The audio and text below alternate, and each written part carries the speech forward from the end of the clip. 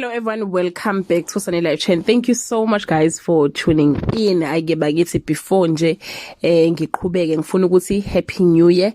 Ngilifisela ke unyaka omusha omuhle onezibusiso.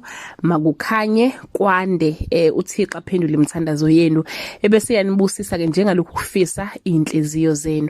I'm back again with Umvelase soap stories and today talking about Umkhokha. Should we say rest in peace Siphamandla or sithukuma nje kancane guys? Asinithusi kodwa amatheaser zika January awamahle neze. They are so confusing especially when it comes to a character ke kaSiphamandla uZamcolo. Njengoba ke bese ngike nabona ukuthi ke Omkhulu lomajudiya bahamba bayintabeni babuya ibandla labuya kanye nesigungu sebandla kodwa yena ke akabange ke esabuya.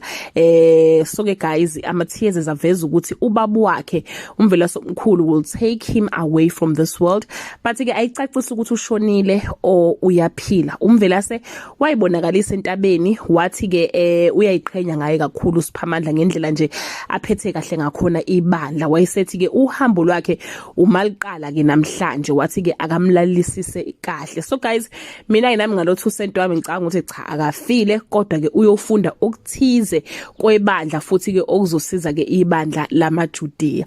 Inkinga ke esikhona ile misunderstanding ekhona kumajudiya nasemndenini ke kaMvelase bathi ke umabusi akahlale azilela umnyeni wakhe njengomuntu ke ongasekho phela ke uSiphamandla wayethe uzohlala u3 days lapha entabeni nangu ke sehlala ke isikhathi eside kakhulu so umndeni usuze wadela ukuthi hayi cha akasekho emhlabeni so bathi umabusi akahlale kuMantransi amzilele njengomuntu ke ongasekho. Ngapha ke guys bazofuna ibamba ezobambela uSiphamandla okungenzeka ke kube ukhulekane njengoba ke eseke wayiphupha ke efake umjudiya ekhetha ke nomvelasa. Sazi ke guys bazomconvince kanjani ukuthi aye kuJesu wakhe bese zoba ke umjudiya uyabona.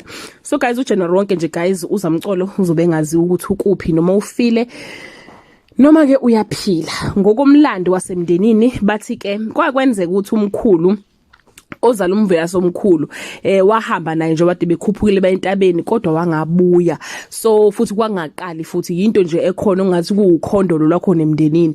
So guys injalo ke Zomkhokha siyafisa ukuthi kube ukuthi uSiphamandla yena uzobuya ngempela kunezinto Umvelase Omkhulu ayomfundisa zona. Kuyaphithizela ngempela la ngomkhokha njengoba ke sibheke ku season 2 womkhokha kugoqwa ke u season 1 luningi ushintsho sizolibona kodwa ke guys cha siyathandaza ukuthi ke lo shintsho lolungathi ke uZamcolo ke uzoshona ngempela ngoba ke siyofela umabusi bakithi isono ngempela.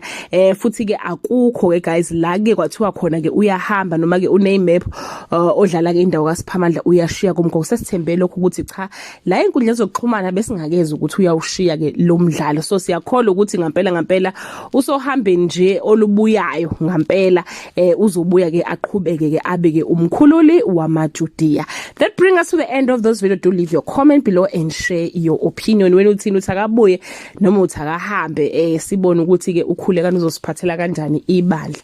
Bye.